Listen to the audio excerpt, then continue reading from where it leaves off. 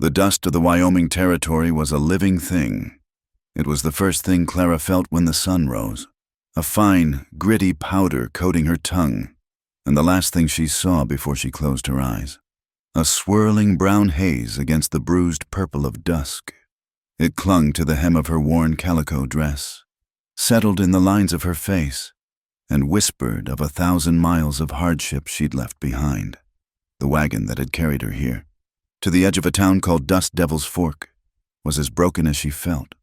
One of its wheels sat at a sad, lopsided angle. Its spokes splintered like broken bones.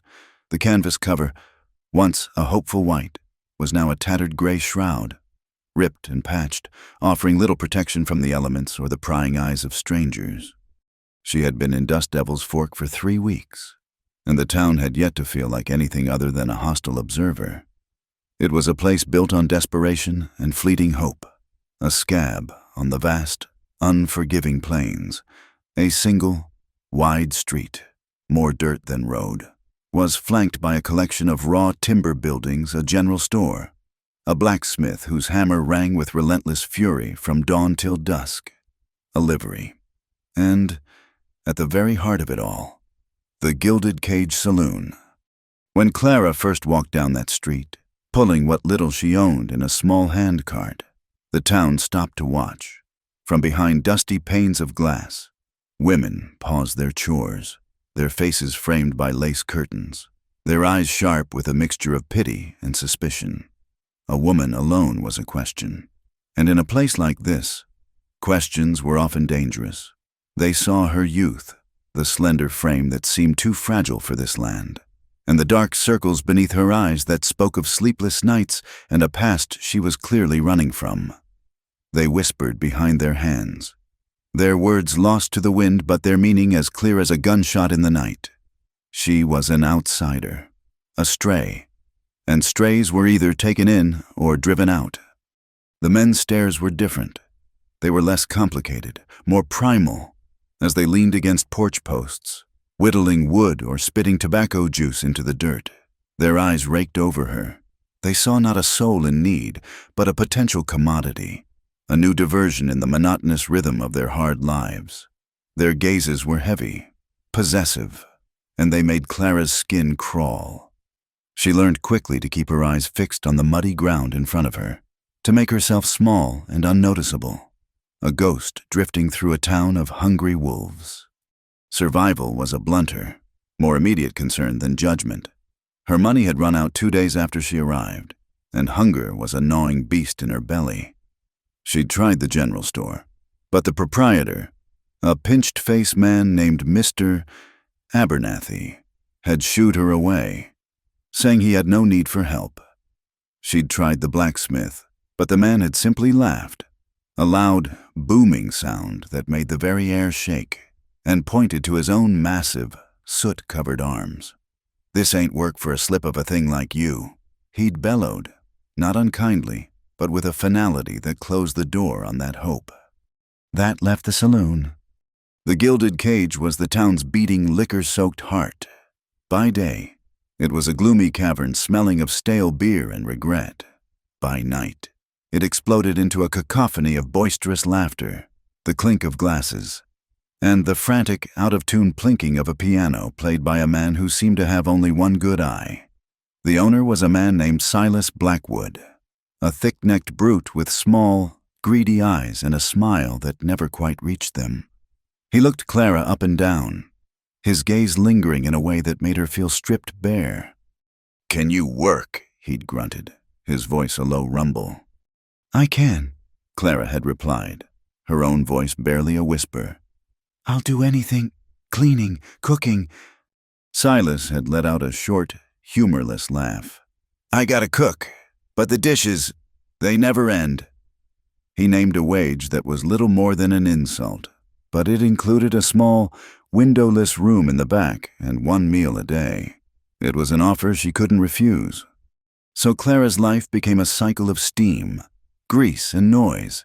She spent 12 hours a day, sometimes more, with her hands plunged into scalding, greasy water, scrubbing the filth from plates and glasses. The heat from the kitchen was stifling, and the smell of cheap whiskey and unwashed bodies from the main room seeped under the door, clinging to her clothes and hair. She was invisible, a cog in the grimy machine of the saloon. The cowboys and prospectors who drank and gambled their money away just a few feet from her kitchen door never saw her. She was just the source of the clean glasses they filled and the clean plates they ate from. And for a time, that invisibility was a blessing. It was a shield. But shields, she was learning, were made to be broken. One night, the saloon was rowdier than usual. A group of trappers, flush with cash from a season's worth of pelts, had taken over a corner table, their laughter loud and their demands for whiskey incessant. Clara kept her head down, her arms aching as she worked through a mountain of dirty plates. The swinging door to the kitchen burst open, and Silas Blackwood filled the frame. "Clara," he said, his voice slick with a false friendliness he never used with her. "Leave that for a minute. Come out here." Clara dried her chapped hands on her apron, a knot of dread tightening in her stomach. "What is it, Mr. Blackwood?" "Mr. Henderson over there," he said, hooking a thumb toward the trapper's table. "He's a generous man, and he finds your presence agreeable. He's requested the pleasure of your company." Clara's blood ran cold. She looked past Silas and saw the man he meant. He was a mountain of a man, with a thick, greasy beard and eyes that were already glazed over with drink. He was staring right at her, a sloppy, wet grin on his face. He raised his glass to her in a mock toast. "Company," she repeated, her voice trembling. I'm washing the dishes." Silas stepped closer, his bulk crowding her in the small space. His voice dropped to a low, menacing whisper. "You eat my food. You sleep under my roof. You will earn your keep. Now, go out there, sit with him, smile, and be pleasant. It ain't a difficult thing." The implication hung in the air, thick and suffocating. This was not a request. It was an order. The first step down a path she had run 1,000 miles to escape. The faces of men from her past flashed before her eyes, men with the same greedy, possessive looks. Her entire body went rigid. "No," she said. The word was small, but it was hard as a stone. Silas's fake smile vanished. His face darkened. "What did you say?"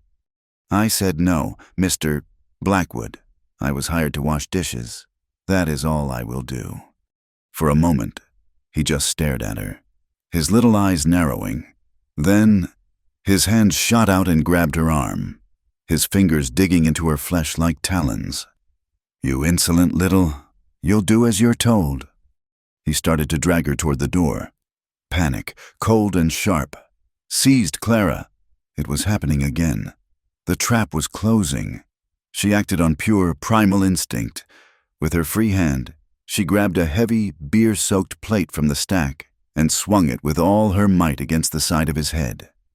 The plate shattered on impact, and Silas roared in pain and surprise, his grip loosening for a fraction of a second. It was all she needed.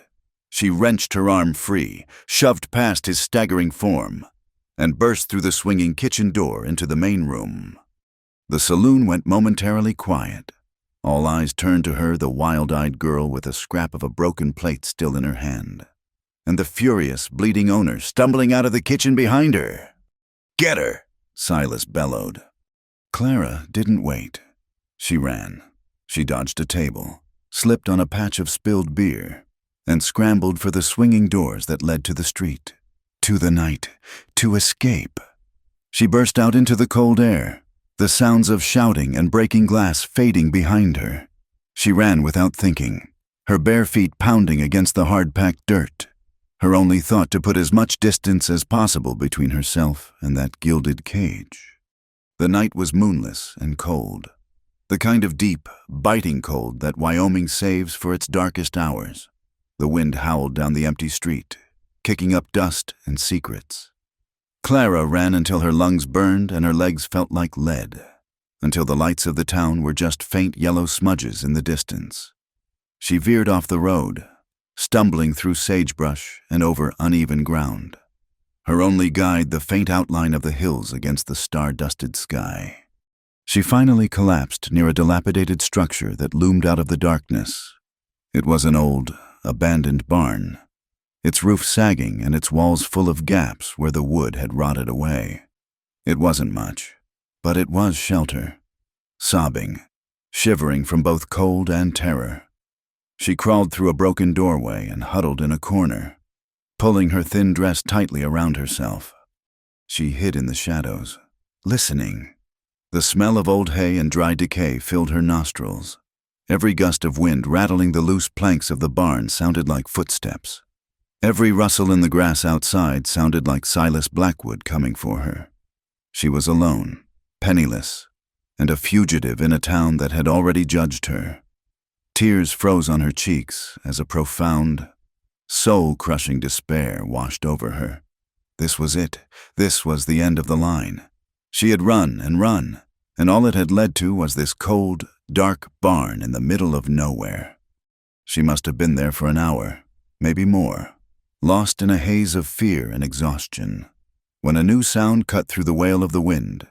It was a soft, deliberate sound, the crunch of a boot on dry earth and stone. Then another. Someone was approaching the barn.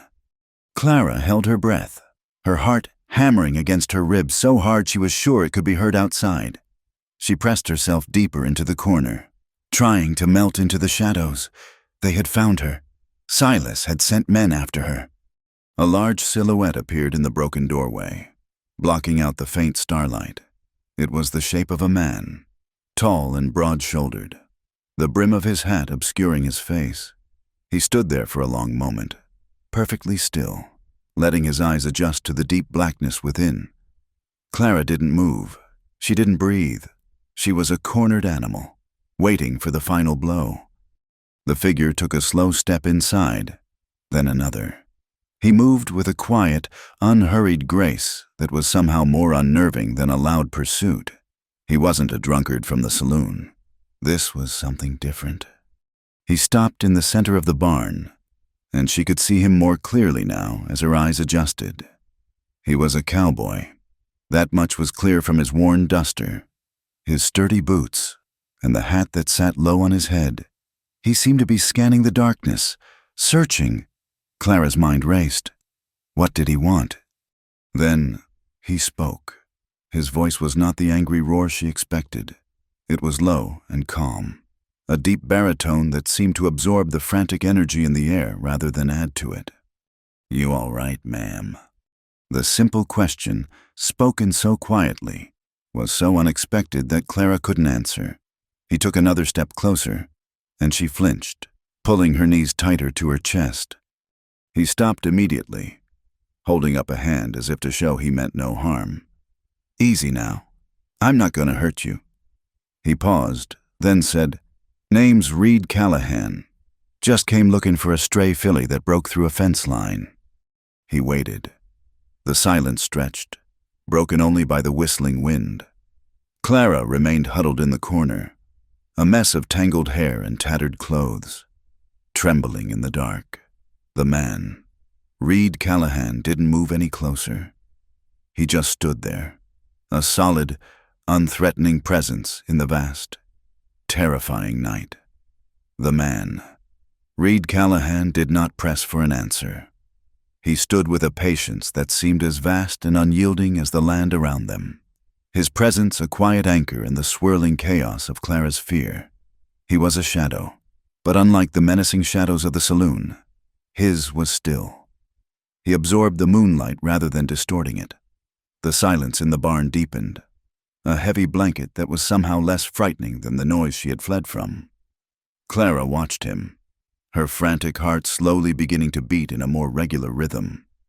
He shifted his weight, the leather of his boots creaking softly, and the movement was so deliberate, so lacking in aggression, that it served only to make him seem more solid, more real.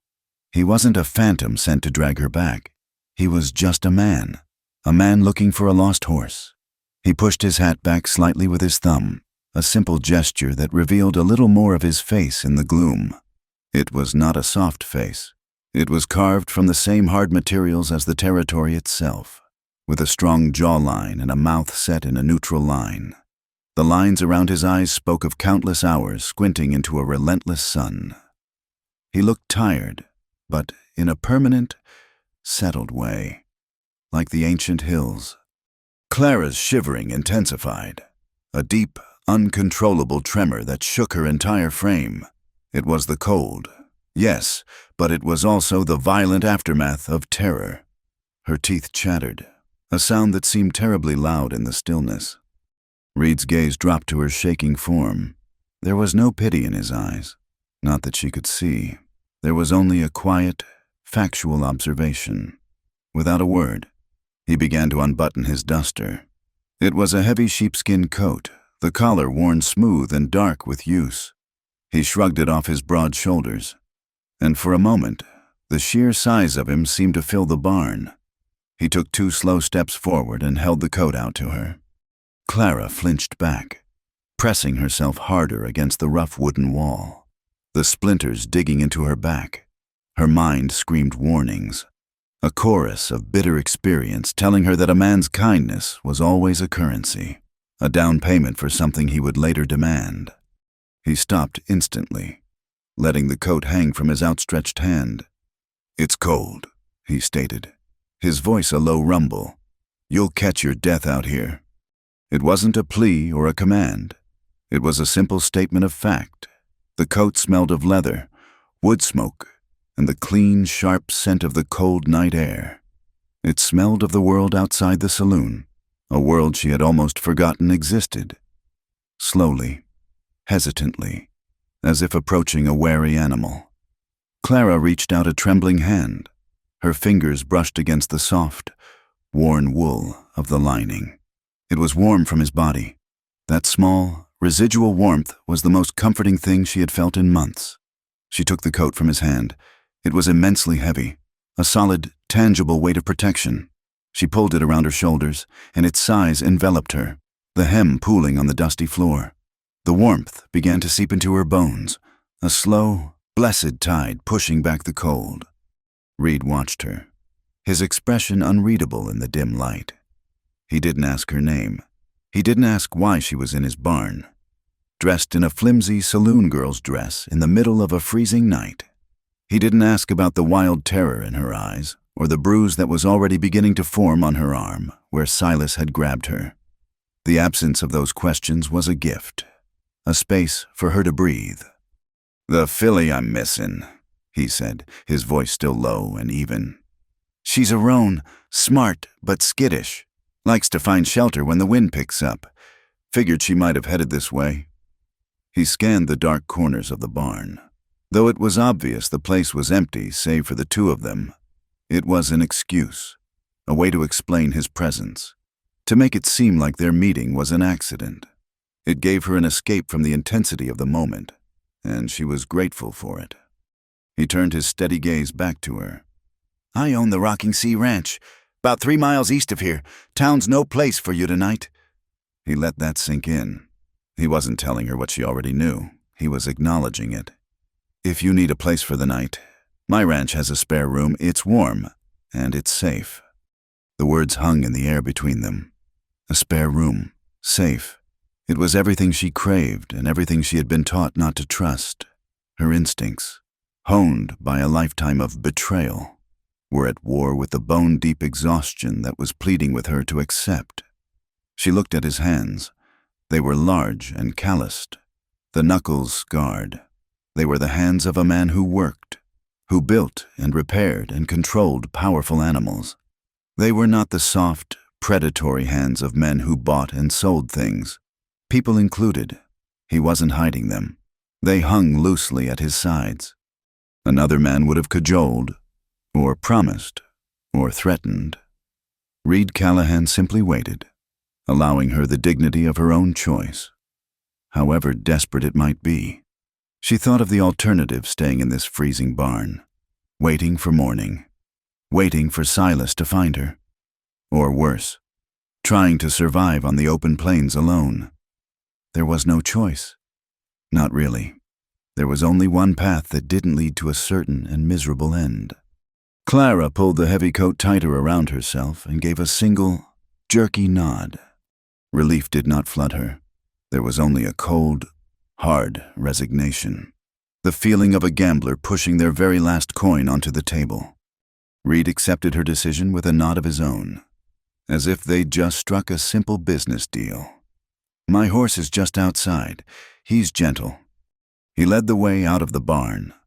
Outside, the world was a vast expanse of black and silver. The stars were brilliant, scattered like diamond dust across a velvet cloth, and the wind had a lonely, mournful sound as it swept across the land. A large, dark horse stood waiting patiently, its breath pluming in the frigid air. It was a powerful animal, its coat gleaming even in the faint starlight. "His name is Balthazar," Reed said, patting the horse's sturdy neck. The animal nickered softly in response. The thought of mounting the tall horse seemed an impossible task for her weary body. As if sensing her hesitation, Reed moved to her side. "Here," he said. He cupped his calloused hands together to offer her a step up. Clara placed her worn-out shoe into his hands. They were firm and steady, and when he lifted her, it was with an easy, impersonal strength. She found herself settled on the horse's back, seated behind the saddle. He swung himself up in front of her with a fluid, practiced motion.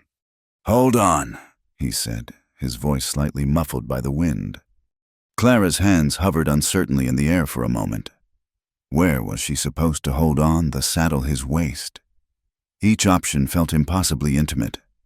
The horse shifted beneath her, and she let out a small gasp, her survival instinct taking over. Her hands landed on the rough fabric of his shirt, clutching a fistful of material on either side of his back. His body was a solid wall of warmth in front of her, a bulwark against the biting wind. He didn't comment on her grip. He simply clicked his tongue, and Balthazar began to move, falling into a steady, ground-eating walk. The journey began in silence. There were no words to fill the vast, empty space between them. The only sounds were the rhythmic clopping of the horse's hooves on the hard ground and the constant sigh of the wind. They rode through the darkness, away from the faint glow of Dust Devil's Fork, deeper into the heart of the territory. Clara leaned forward slightly, resting her forehead against the solid plane of his back. The heavy sheepskin coat was a cocoon, and the steady rhythm of the horse was almost hypnotic. For the first time in what felt like an eternity, she wasn't running. She was being carried. She watched the landscape unfold around them, a ghostly world of rolling hills and spectral sagebrush painted in shades of gray and black. Reed navigated it with an easy confidence, as if he could see in the dark. He was a part of this land, as weathered and silent as the stones. She, on the other hand, was a ghost haunting it, a fragile specter with no place to anchor herself. Her grip on his shirt tightened. The fabric was coarse beneath her fingers. The muscles of his back were hard as oak. It felt like holding onto the only solid thing in a world that had dissolved into chaos. This man, this stranger, was a complete mystery. He could be leading her to a fate worse than the one she'd fled. Every rational thought told her she was a fool, but her body, exhausted and frozen and desperate, told a different story. It clung to the warmth of his back, to the steady movement of the horse, to the simple, unspoken promise of a safe room. This small, desperate act of holding on was the first flicker of trust she had allowed herself in years. It was not faith. It was the last, desperate prayer of a soul that had run out of all other options. And as they moved through the immense, silent darkness of Wyoming, it was all she had. The 3-mile ride felt like a passage through a different world, a journey from a loud, garish hell into a deep and profound quiet. The land rolled on, a dark, sleeping creature under a blanket of stars. As they crested a low hill, Clara saw it, a light, a single point of warm yellow in the immense darkness, blooming from the window of a cabin. Beyond it, the solid dark shape of a barn and the faint geometric lines of corrals were just visible against the horizon. The ranch was an island of human endeavor in a vast, wild sea. It looked small and terribly isolated, yet there was a sturdiness to it, a sense of having been built to withstand whatever the world threw at it.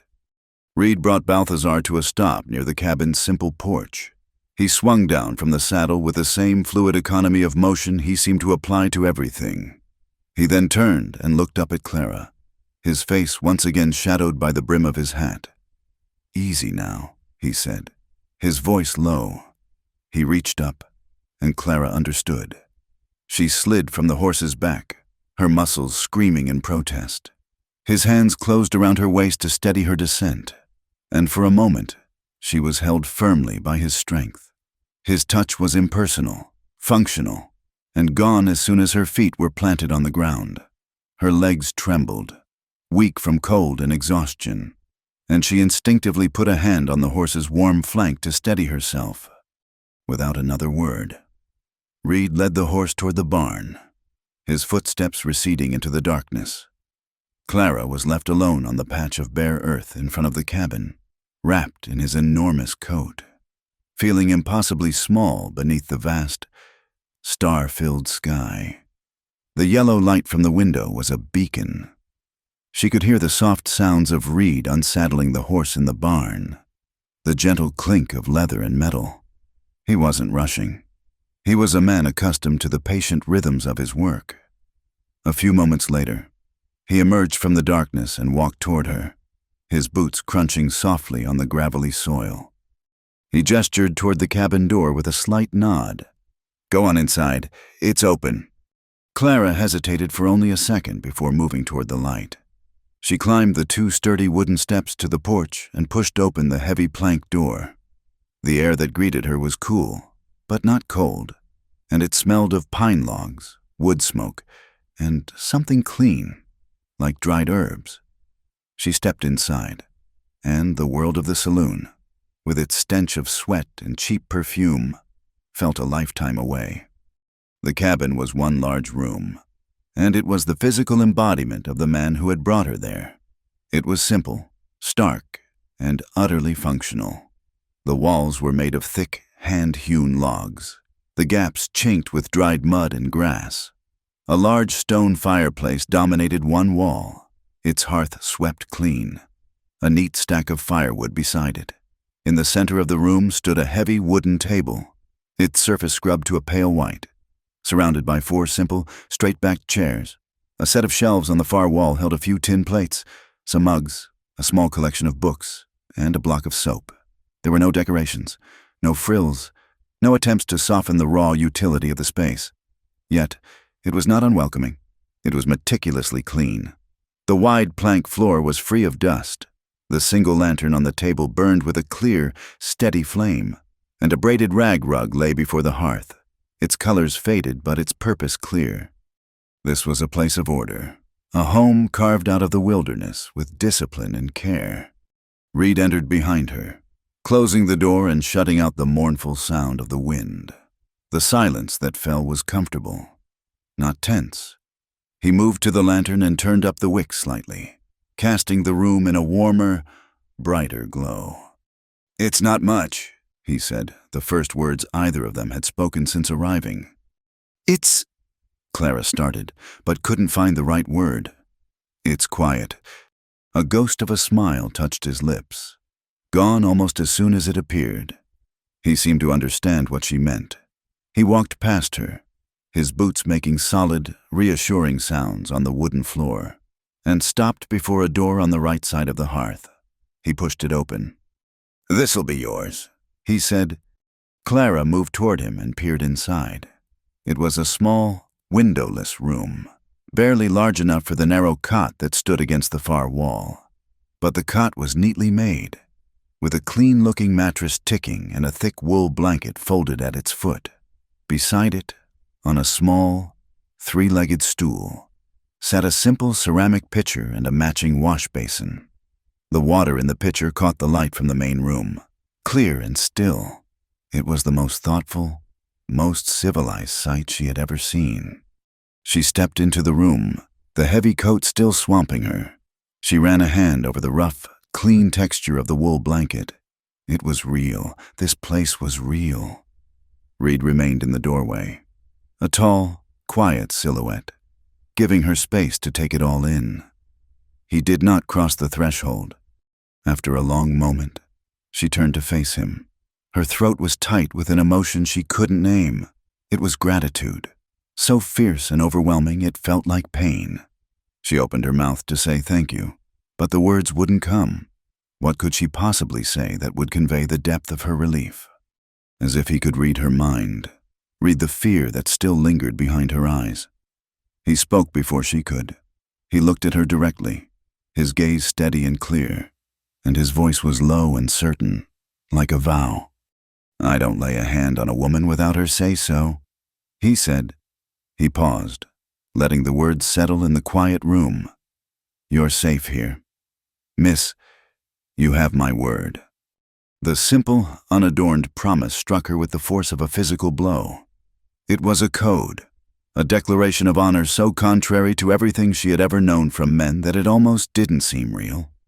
Silas Blackwood had talked about her earning her keep. Other men had simply taken what they wanted. This man, this stranger, was giving her his word, the most valuable thing a person in this land possessed. A single, hot tear escaped her eye and traced a path through the grime on her cheek. She didn't bother to wipe it away. She simply nodded, a deep, slow affirmation that was more than just an acknowledgement of his words. It was an acceptance of his protection. He seemed to take that as his cue to leave. "The door has a latch on the inside. Get some sleep." He pulled the door until it was almost closed, leaving her in the privacy of the small, safe room. Clara heard his footsteps retreat across the main room. A moment later, she heard the soft scrape of the latch sliding into place on her side of the door. The sound was a profound comfort, the closing of a final gate against the horrors of the night. Alone, she let out a breath she felt like she'd been holding for days, weeks, years.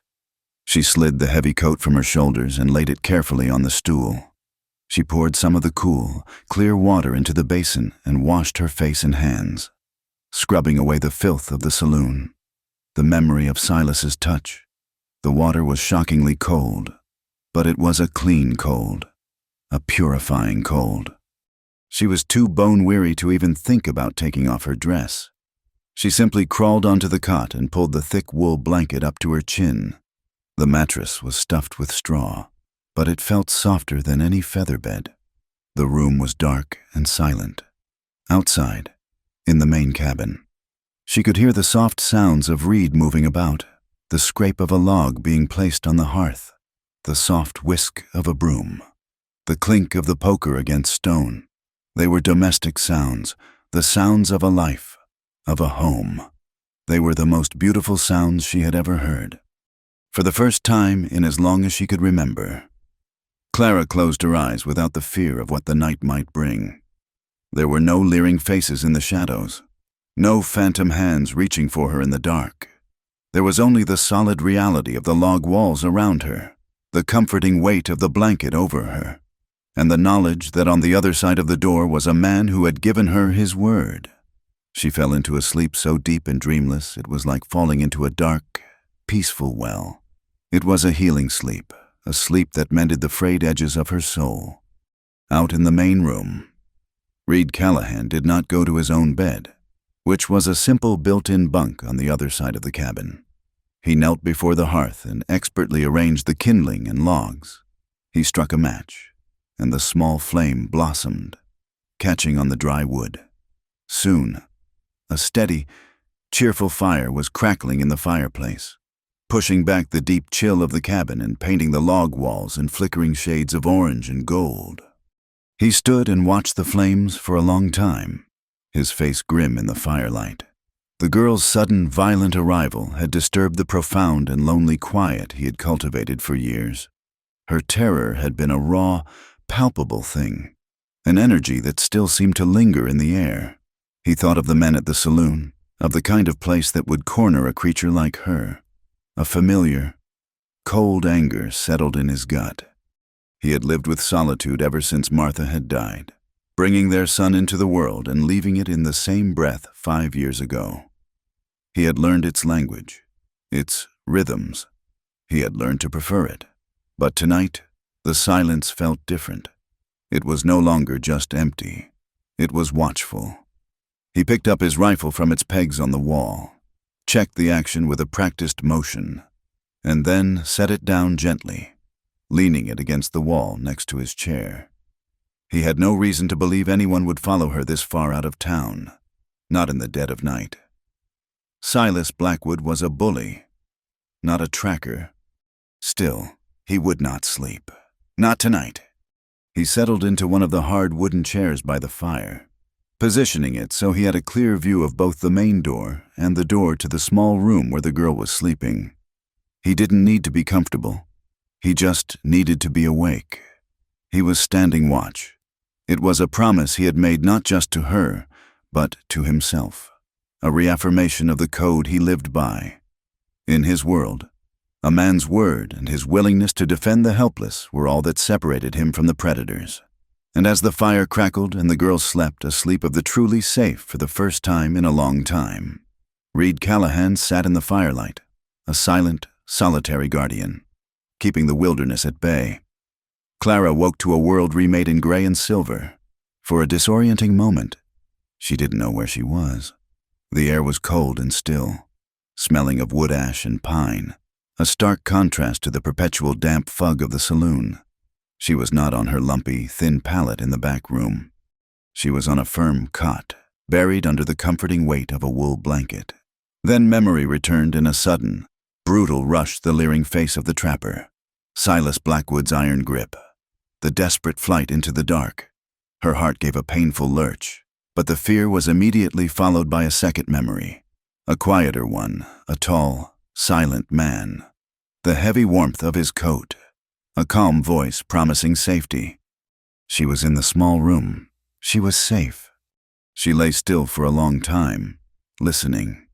The cabin was utterly silent.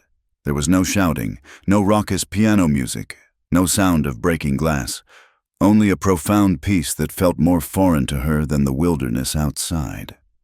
Cautiously, she slipped off the cot. Her dress was rumpled and stained, a testament to the previous night's ordeal. She felt a pang of shame, but there was nothing to be done for it. Her hands went to the latch on the door. It was still in place. Taking a deep breath, she lifted it. The main room was bathed in the soft, indirect light of early dawn. Reed Callahan was sitting at the table, a tin mug of coffee cradled in his calloused hands. He was fully dressed, his hat resting on the table beside him. He looked as though he had been awake for hours, a permanent part of the quiet morning landscape. He must have heard the latch, but he didn't turn his head immediately. He gave her a moment to step into the room, to orient herself. When he finally looked at her, his expression was as neutral and unreadable as it had been in the barn. "Mornin'," he said, his voice a low rumble. He gestured with his mug toward the hearth, where a large coffee pot sat warming near the embers of the fire he had kept alive all night. "Coffee's hot." "Thank you," she whispered, her voice hoarse. An awkward silence fell between them. She was a stranger in his home, a piece of trouble he had hauled out of the darkness, and neither of them knew the rules for this strange new situation. She felt a desperate need to be useful, to erase the image of the terrified, helpless creature he had found. To be a burden was to be at someone's mercy, and she had had enough of that to last a lifetime. She poured herself a little coffee into a mug, her hands trembling slightly. It was black and strong, and the warmth felt good as it spread through her. While Reed sat and drank his coffee, watching the fire, Clara began to move. She started small. She gathered their empty mugs, took them to a wash basin in the corner, and scrubbed them clean with a piece of soap and cold water from a bucket. She dried them and set them back on the shelf, arranging them in a neat row. Reed watched her out of the corner of his eye, but said nothing. His silence was not disapproving, it was observant. He was watching, waiting, letting her find her own place. The next morning, She woke before him. She moved quietly into the main room and, using the stores she found in a small pantry flour, salt, lard, she made a batch of biscuits. By the time he came in from his first check of the horses, the cabin was filled with the warm, comforting smell of baking bread. She had fried the last of some bacon and set the table for two. She stood nervously by the hearth, wiping her hands on her dress, certain she had overstepped, that this intrusion into his routine would be unwelcome. Reed stopped just inside the door, his gaze taking in the scene, the set table, the plate of golden brown biscuits, the neat and orderly room. He looked at her, a flicker of something unreadable in his eyes. Then he walked to the table, took off his hat, and sat down. He ate 3 biscuits without a word, drank his coffee, and then stood up. He paused by the door on his way out. "Obliged, miss," he said, his voice quiet. Then he was gone, the sound of his boots fading as he walked toward the barn. Clara let out a breath she hadn't realized she was holding. Obliged. It was more than enough. And so, a silent pattern began to form. Their lives, 2 separate and solitary streams, started to flow alongside each other. Each morning, Clara would rise and make breakfast, while Reed was out for the long hours of the day, tending to his horses, mending fences, and doing the 1,000 hard tasks his life required. She claimed the cabin as her domain. She swept the floor, dusted the shelves, and aired out the bedding. She discovered a small vegetable patch behind the cabin, neglected but not beyond saving, and spent hours pulling weeds and tending to the struggling plants. She was not just cleaning. She was creating order, building a small fortress of domestic peace against the chaos she had known. One afternoon, she found a pile of his work clothes in need of mending. One shirt had a long, gaping tear in the sleeve. She found a small sewing kit in a wooden box on a shelf, a testament to his solitary life, and sat by the fire, her fingers carefully stitching the torn fabric back together. Her stitches were small and neat, a line of disciplined repair. It felt good to fix something, to make something whole again. When Reed came in that evening, weary and streaked with dust, he found the shirt folded neatly on his bunk. The sleeve repaired so perfectly the seam was almost invisible. He picked it up, running his rough thumb over her handiwork. He didn't mention it, but that night at dinner, he seemed quieter than usual, as if contemplating a new and unexpected development in his predictable world. He never asked her a single question about her past. He never asked her name, though he had started to call her ma'am with a kind of gentle formality. He did not ask where she came from, why she was running, or who had hurt her. He gave her the immense, profound gift of his unquestioning silence. He seemed to understand that her story was a heavy burden, and he did not ask her to lift it. He simply made space for her to exist in the present, to be the person she was in his cabin, mending his shirts and baking his bread, not the person who had been broken by the world outside. He gave her the freedom to be, and in doing so, he gave her the first chance she'd ever had to heal. The days bled into a week, then 2. The raw terror that had been her constant companion began to recede, replaced by a quiet watchfulness. She learned the rhythms of the ranch through sound, the sharp ring of his hammer from the barn, the soft nickering of the horses at feeding time, the heavy, weary tread of his boots on the porch at the end of the day. One bright, wind-swept afternoon, she decided she would fetch the water from the well. She had seen him do it every day, hauling 2 large wooden buckets at a time with an ease that belied their weight. She felt a growing need to lessen his burdens in some small way, to contribute more than just meals and mending. She picked up a single bucket, finding it surprisingly heavy even when empty, and made her way to the well near the barn. The well mechanism was old and stiff, and it took all her strength to winch a full bucket to the surface. Water sloshed over the rim, soaking the front of her dress. Gritting her teeth, she hauled the heavy bucket off the ledge. It was far heavier than she had anticipated. She took a few steps, her arms straining, her body off balance. The ground near the well was damp and uneven. Her foot slipped on a patch of wet earth. For a heart-stopping second, she was airborne, the world tilting sideways. A cry escaped her lips as the bucket flew from her grasp, and she braced for the hard, jarring impact with the ground. It never came. Suddenly, an arm like an iron band circled her waist, stopping her fall. A strong hand clamped down on her arm, steadying her. Reed was there. He had moved from the barn doorway with the impossible speed of a striking predator, silent and immediate. He held her upright, his body a solid wall against her back. At the same time, his other hand shot out and caught the handle of the falling bucket before it hit the ground, saving most of the water. The entire event took less than 3 seconds. Clara was left standing, breathless and trembling, held securely in his grasp. Water dripped from the bucket onto the dirt between them. "Easy now," he said, his voice a low rumble right beside her ear. She was acutely aware of his closeness, the heat of his body, the solid muscle of his arm around her waist, the scent of hay and horse and clean sweat.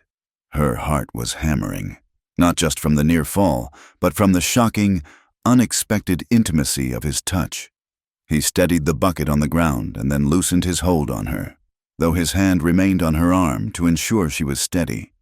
As he did, his calloused fingers brushed against the back of her hand.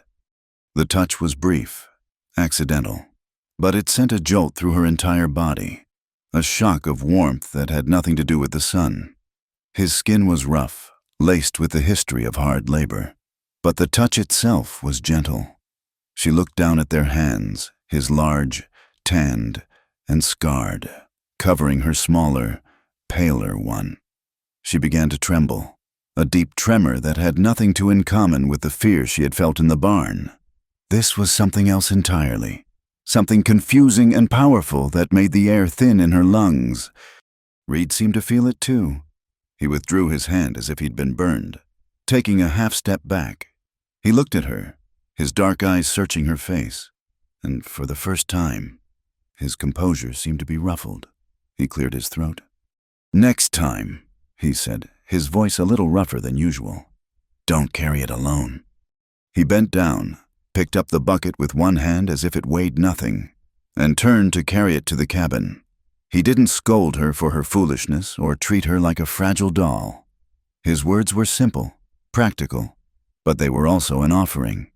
Don't carry it alone. It was an invitation to share the load, a quiet acknowledgement that they were in this together. That evening, the silence at the dinner table was different. Before, it had been a space defined by caution and unspoken questions. Now, something had shifted. The tension had eased, replaced by a quiet sense of companionship. The silence was no longer empty.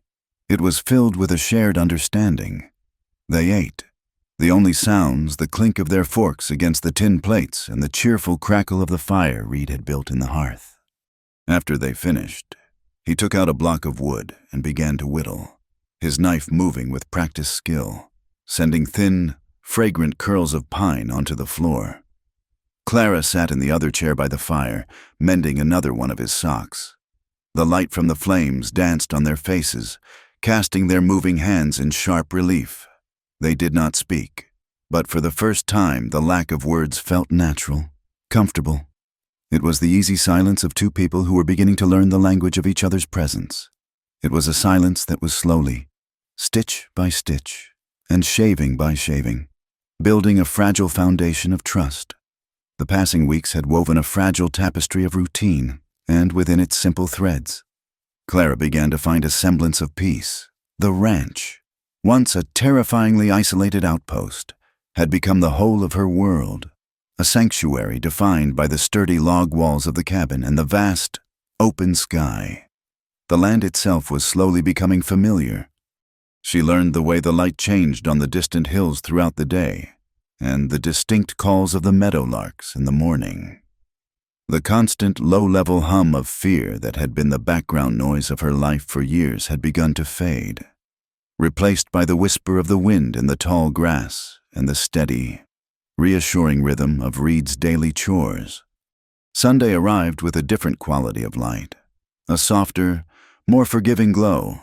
It was the one day the relentless labor of the ranch seemed to pause and take a breath. The percussive ring of the hammer on steel from Reed's small smithy was absent. The horses seemed to doze in the corrals, their tails flicking lazily in the warm air. Reed, after the morning's essential chores of feeding and watering the stock, did not stride off toward a broken fence line or a training pen.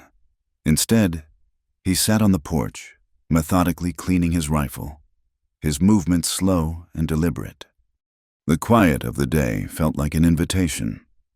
Clara found herself drawn out of the cabin, past the struggling vegetable patch, and into the wide open meadow that sloped gently up from the back of the property. The grass was knee-high, a sea of green and gold that swayed and whispered with every breath of wind. She walked until the cabin and barn were small, solid shapes behind her, and then she sat, sinking down into the wild grass. The sun was warm on her face and arms. For a long time, she did nothing but listen. She heard the buzz of a bee investigating a purple wildflower near her hand, the dry rustle of a lizard in the grass, and, high above, the lonely, circling cry of a hawk. These were the sounds of a world that was indifferent to human suffering, a world that simply was, and for the first time, that indifference felt like a comfort rather than a threat. She was a small, anonymous part of this vast landscape, and for now, that was enough. She looked down at the patch of bare earth between her knees. With a stick she'd picked up, she began to draw in the dirt. She didn't draw pictures of anything recognizable. She drew swirls and loops and intricate, meaningless patterns. It was a thoughtless, almost childlike action, the movement of a hand that needed something to do while the mind was quiet. She traced the same lines over and over, deepening them, refining them, creating a small, temporary world of order on the dusty ground. She became lost in the simple, repetitive motion, a quiet meditation under the immense Wyoming sky. She was so absorbed that she didn't hear him approach. She sensed him first as a sudden coolness, a shadow falling over her, blocking the warmth of the sun. Her head snapped up, her body tensing in a reflexive, ingrained response. A year ago, a month ago, even a week ago, she would have scrambled to her feet, her heart seizing with panic. But now, seeing the familiar, solid shape of Reed Callahan standing a few feet away, the fear was just a fleeting ghost. It passed as quickly as it came, leaving only a quiet surprise in its wake. He didn't speak. He simply looked at her, then at the sprawling patterns she had etched into the dirt. He held his hat in his hands. A rare sight. Without it, his face was fully visible, his features seeming less severe, his dark hair ruffled by the breeze. He walked the final few steps and then, to her surprise, he lowered himself to the ground, sitting not too close, but near enough that they shared the same patch of meadow. He sat with his long legs crossed, his posture relaxed. He placed his hat carefully on the grass beside him, crown down. The gesture was disarming in its simplicity. It was an act of peace, of setting aside a barrier. They sat in silence for a long time. It was not the awkward, questioning silence of their first days together, nor was it the comfortable, domestic silence of their evenings by the fire. This was something new, a shared stillness in the heart of the wilderness. He wasn't looking at her, but out at the horizon, at the hazy blue line where the plains met the sky. Clara, feeling his quiet presence beside her, slowly relaxed and returned to her drawing, her stick making soft, scratching sounds in the dirt. The sun climbed higher. The hawk made another pass overhead, its shadow sweeping across them. Finally, Reed spoke, his voice so low it seemed to be a part of the wind itself. "What did you used to dream of?" The question was so unexpected, so completely different from the practical, earthbound reality of their lives. that Clara's hand stilled. She looked up at him. He was still gazing at the horizon, giving her the courtesy of not watching her face as she absorbed the weight of his words. It was the first truly personal question he had ever asked her. He hadn't asked about her family, her home, or the trouble that had sent her flying into his barn. He had asked about her dreams. He was asking about a part of her she thought had died long ago, a self that existed before the fear, before the running. A turbulent silence descended upon her. She tried to think. What had that girl, the Clara from before, dreamed of? The question was a key, turning the lock on a dusty, shuttered room in her memory. She had to wade through years of fear and vigilance to even find the door. Faint, ghostly images floated up. A new dress, maybe, made of blue gingham. The taste of her mother's apple pie. A memory so distant it was almost a fantasy. The idea of having a small house with a real glass window and a flower box. But as she sifted through these faded wishes, she realized they were all just branches of a much deeper, simpler desire. They were dreams that could only grow in safe soil. The dress was for a dance she would never be afraid to attend. The pie was for a family that would always be there to come home to. The house was a place where no one could burst through the door in the middle of the night. All of her small, girlish dreams had been predicated on a single, fundamental hope. Her throat felt thick. She stared down at the meaningless patterns in the dirt, which now seemed like the wanderings of a lost and confused soul. It took her a long time to find her voice, and when she did, it was barely a whisper, fragile as a dry leaf. To live somewhere I didn't have to be afraid. She set it to the ground, to the drawings, unable to look at him as she confessed this simple, devastating truth. It was the bedrock of her entire existence, the secret, shameful core of her being. To admit it aloud felt like baring her soul. Reed was silent for a moment. He didn't offer empty platitudes. He didn't say, "You don't have to be afraid here." That would have been his truth, not hers. Instead, he gave a slow, deliberate nod, a gesture of profound and solemn agreement.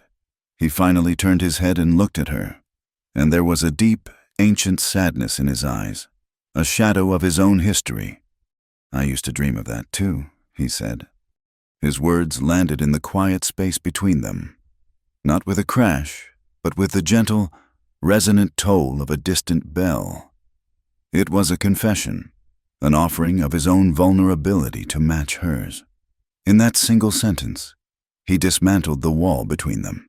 He was not just her protector, the strong, silent man who had saved her. He was a fellow survivor. He understood her dream because it had once been his own. He knew the corrosive, daily toll of fear, the way it hollows out a person from the inside. Clara finally lifted her head and met his gaze. She saw no pity there.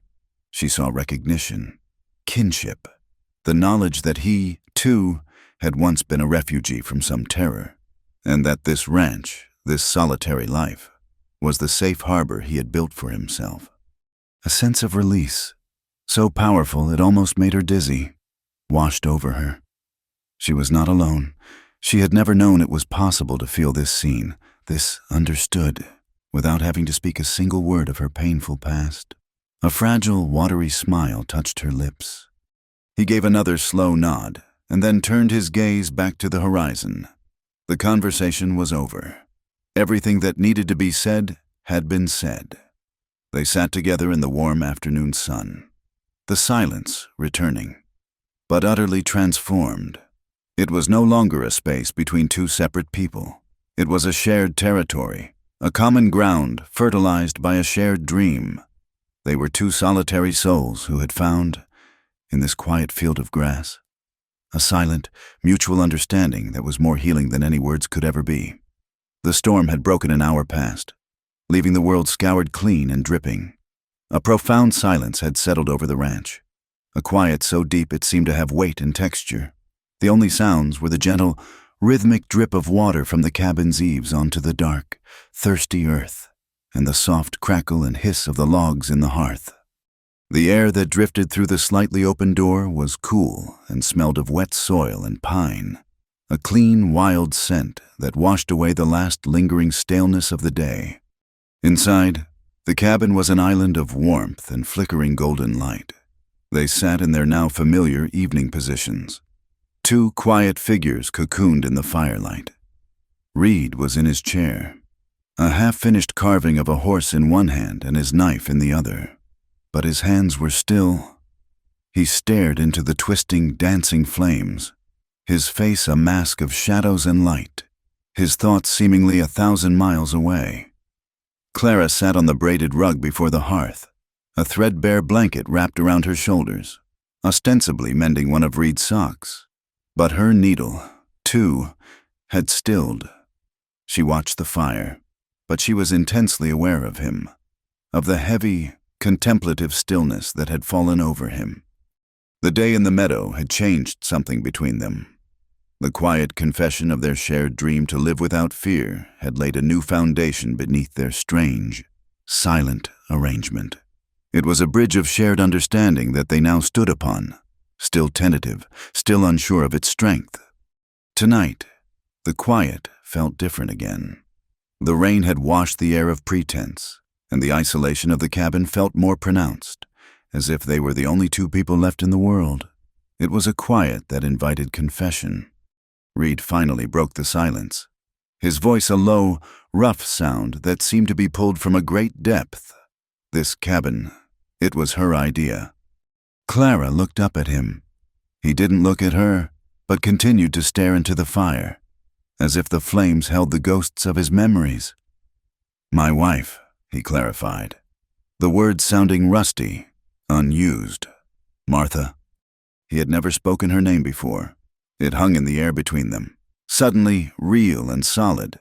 Clara's hands tightened on the sock in her lap.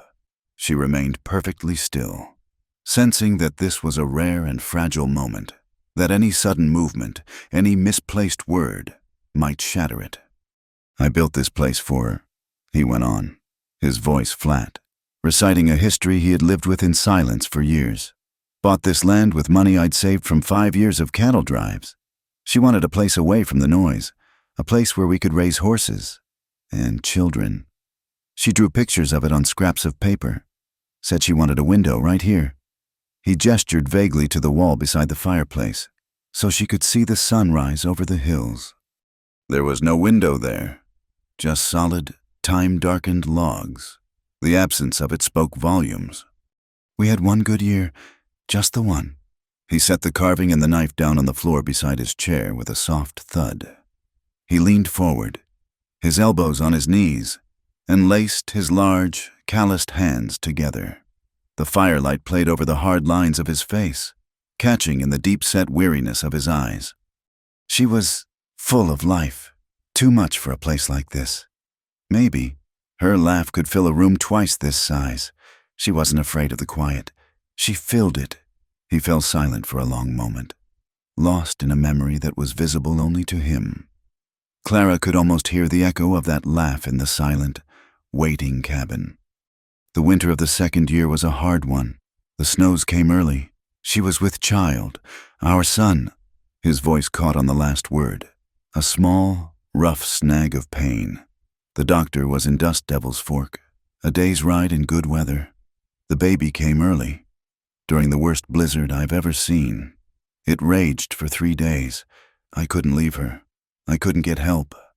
He unlaced his hands and stared at them as if they were foreign objects, tools that had failed him at the most critical moment. She was strong, but it was a hard birth. He was born just as the storm broke, small but breathing. She held him for maybe an hour, smiled at me. And then a fever took her fast. The baby followed her 2 days later. I buried them both up on that hill, the one with the lone pine tree, where she said she wanted to watch the sunrises from. The story was told without embellishment, a stark, brutal account of a life shattered. The pain was not in the words themselves, but in the vast, empty spaces between them. It was in the window that was never built, the laugh that no longer echoed, the child's cries that were never heard in the quiet cabin. Clara felt a profound, aching sorrow for him, for the woman she would never know, and for the life that had been stolen from this place. He finally looked away from the fire, his gaze unfocused, lost in the shadows of the room. I've learned to live with being alone, made a kind of peace with it. It's quiet. It's steady. He paused, and his voice dropped even lower, becoming raw, vulnerable. But sometimes the quiet gets loud, and the loneliness, it bites. The confession was a wound, laid bare in the warm light of the fire. It was the answer to 1,000 unasked questions about his solitude, his silence, his guarded kindness. The strength that she had so admired was a fortress he had built around an immense and hollow grief. An instinct, pure and overwhelming, moved her. Words were useless in the face of such a loss. There was only one thing she could offer. Slowly, she uncurled from her position on the rug and shifted closer to his chair. She reached out a tentative hand and laid it gently on his, where it rested on his knee. His reaction was instantaneous and sharp. He flinched, his hand pulling back as if her touch had been a hot coal. The movement was a violent, reflexive recoil, the instinct of a man who had not allowed himself to be touched, to be comforted, for an eternity. The space between their hands tingled with his rejection. But then, he stopped. His hand hovered in the air for a second before slowly, deliberately, he lowered it back to his knee. He looked down at her small, pale hand covering his. He did not pull away this time. He simply allowed it to be there. After a long moment, he turned his own hand over, his rough, calloused fingers gently closing around hers. His skin was warm and dry, a landscape of scars and hard labor. The simple, quiet act of him holding her hand was a surrender, an acceptance of comfort that was more intimate than any embrace. They sat like that, joined together in the flickering light, listening to the fire.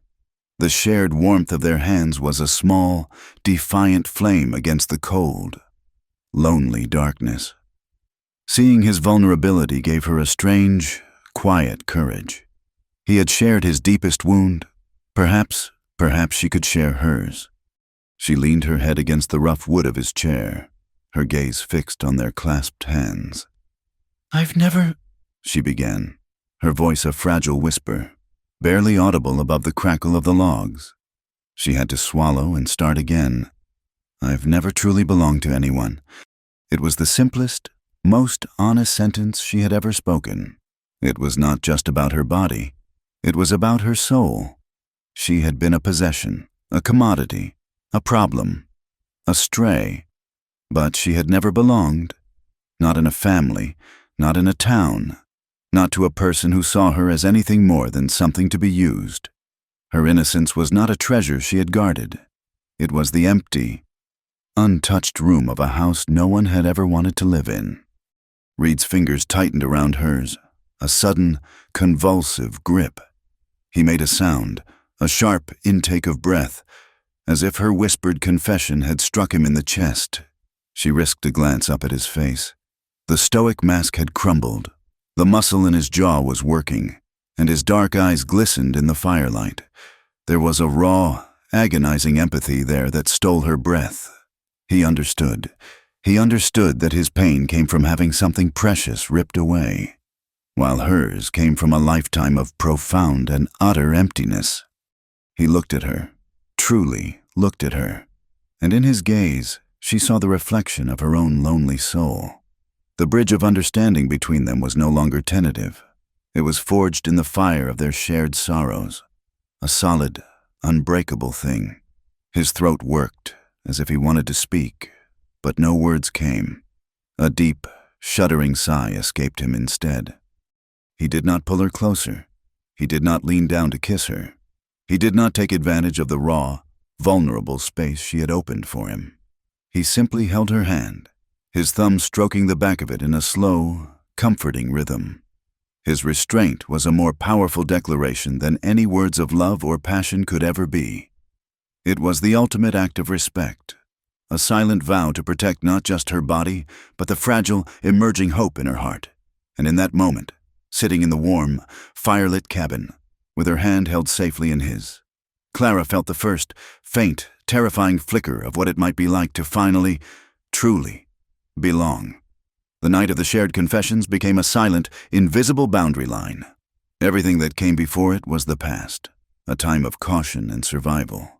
Everything after was the present, a new and unmapped territory that they navigated with a strange and thrilling uncertainty. The very air in the cabin seemed to have changed. It was charged with a new awareness, a quiet hum of unspoken possibility that resonated in the space between them. The physical distance they had so carefully maintained began to collapse in small, almost imperceptible ways. Before, they had moved around each other in the small cabin with the careful, practiced avoidance of two solitary creatures sharing a den. Now, a new, unconscious choreography emerged. A hand might brush against an arm as they both reached for the coffee pot in the morning. A shoulder might touch a shoulder as they stood side by side looking out the door at a bruised purple sunset. These were fleeting, accidental touches, but they no longer caused Clara to flinch or Reed to retreat into himself. Instead, a current, warm and startling, would pass between them, and the moment would hang in the air for a breath before they moved apart, each carrying the phantom sensation of that brief connection. Their gazes, too, had a new language. Across the dinner table, in the flickering lantern light, she would look up and find him watching her, his expression no longer just neutral or observant, but filled with a deep, contemplative gentleness. He was not just seeing a stray he had taken in. He was seeing her, the woman who mended his socks and baked his bread, the woman who had whispered her deepest truth to him by the fire. And she, in turn, found herself watching him, learning the landscape of his face. She saw the way his eyes crinkled at the corners when one of the horses did something amusing, the hard set of his jaw when he was thinking, the rare, almost imperceptible smile that would touch his lips when he tasted her cooking. They were seeing each other, truly seeing, and in that mutual recognition, a profound and silent intimacy was being built, log by sturdy log. The silence between them was no longer an absence of words, but a presence in itself. It was a vessel that held all the things they did not yet have the courage to say. It held the weight of his grief and the shadow of her past. It held the gentle, budding hope for a future she had never dared to imagine. It was a silence that was alive, humming with a quiet electricity that made Clara's heart beat a little faster whenever Reed was near. She was changing. The change was slow, almost imperceptible, like a wild, trampled flower finally given sun and clean water. The constant, vigilant tension in her shoulders had begun to soften. A little color had returned to her cheeks, and her eyes, once haunted and hollow, were beginning to hold the light. The gnawing fear that had been her shadow for years had receded, and in its place, a new and terrifying emotion was taking root: desire. It was not a desire for the things she had once thought she wanted: a pretty dress, a safe house. It was a desire for him, for his quiet presence, for the safety she felt when he was in the room, for the startling warmth of his accidental touch. It was a longing to know the man who had shown her a kindness she didn't believe existed in the world. But with this new, budding desire came a new and paralyzing fear. Her entire life, the touch of a man had been a prelude to pain, a transaction, a violation. The idea of inviting that touch, of wanting it, was a terrifying betrayal of every survival instinct she had ever honed. One evening, weeks after the night of the storm, the tension in the cabin became almost unbearable. A dry wind had been howling all day, rattling the door in its frame and whipping dust into the air, setting every nerve on edge. The sky was a strange, bruised yellow, and the air felt heavy, pregnant with a storm that refused to break. Inside, the fire roared in the hearth, a wild, captive thing, casting long, dancing shadows on the walls. They had eaten their dinner in a silence that was thicker, more charged than ever before. Clara could feel the frantic beating of her own heart, a frantic drum against the backdrop of the moaning wind. She had to know. She had to understand what this was between them.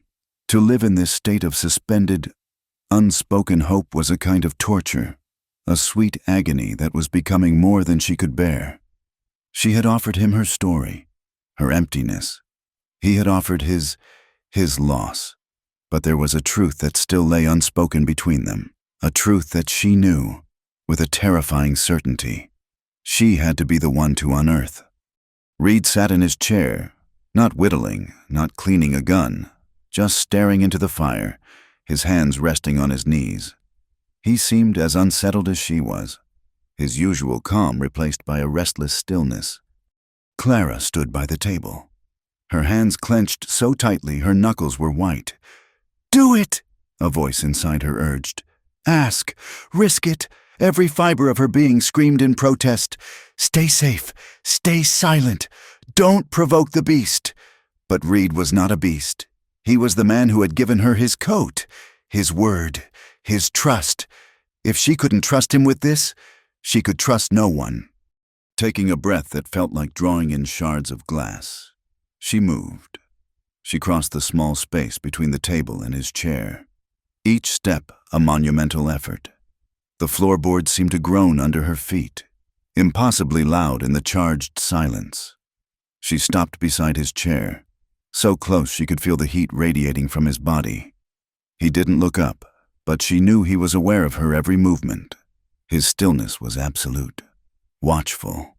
Her hand, trembling violently, lifted.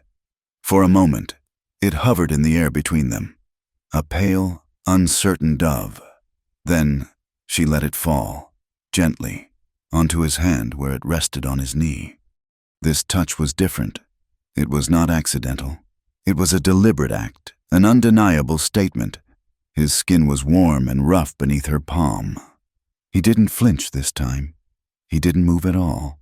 He simply allowed her hand to rest there. A silent question. She had to swallow twice before she could find her voice.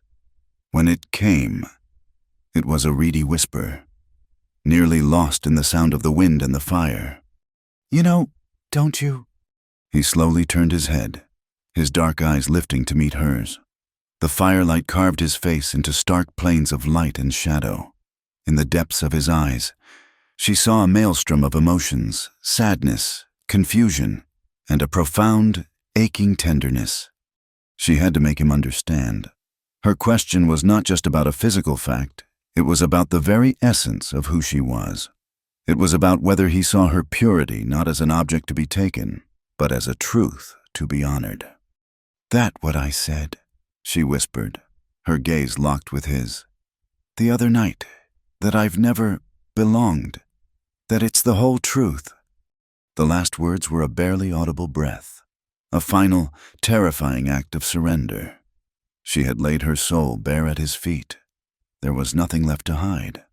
Reed's gaze never left hers. He looked at her for a long, silent eternity, a minute that stretched into a lifetime.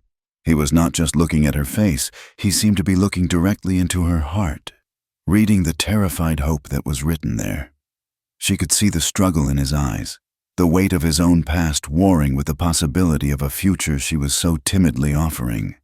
The silence stretched, and with every passing second, Clara's fragile courage began to crumble. She had been a fool. She had misread everything. She started to pull her hand away, shame and regret a bitter tide rising in her throat. But before she could retreat, his other hand came up, not to touch her, but to rest flat against his own chest, directly over his heart. The gesture was solemn, powerful, an oath made without words. His eyes, dark and shining with an unspeakable emotion, held hers. He took a deep, shuddering breath, and when he finally spoke, his voice was thick, rough with a feeling he could no longer contain. "Sure of you," he said. The three simple words were not a confirmation. They were a creed. They were not. "I am sure of that fact." They were. "I am sure of you." It was a declaration of faith in her word, in her spirit. It was the ultimate validation. a balm on a lifetime of wounds, a quiet, powerful statement that he saw her, all of her, and he believed. As he spoke, he slowly, with a hand that trembled almost imperceptibly, reached up and removed his hat, holding it in his lap. The movement was one of profound, almost holy respect. It was the gesture of a man entering a sacred place. He was not just a cowboy in a cabin. He was a man in the presence of an innocence and trust so profound it demanded reverence. The storm of emotion that had been raging inside Clara finally broke. A single tear, then another, welled in her eyes and traced hot paths down her cheeks. They were not tears of sadness or fear, but of a release so absolute, so overwhelming. It felt like her very soul was weeping with gratitude. He did not move to wipe them away. He simply watched them fall, his own eyes glistening, his hand still pressed firmly against his heart. A silent, steadfast anchor in the storm. The wind howled outside, but inside the small, firelit cabin, the world had gone perfectly, beautifully still. The fragile peace born in the firelight had taken root in the soil of the ranch, and for a few sun-drenched weeks, it had been allowed to grow. The unspoken thing between them, acknowledged in a moment of trembling reverence, was now a quiet, constant presence, a third soul living in the small log cabin. It was in the way Reed's hand would linger for a fraction of a second on the back of her chair as he passed, and in the way Clara would find herself humming a half-forgotten tune as she worked in her garden. The terror had receded so far into the past that it had begun to feel like a story that had happened to someone else. The afternoon was peaceful, cast in the long, golden light of late summer. A gentle breeze rustled the leaves of the lone cottonwood tree near the creek, a sound like a soft, contented sigh.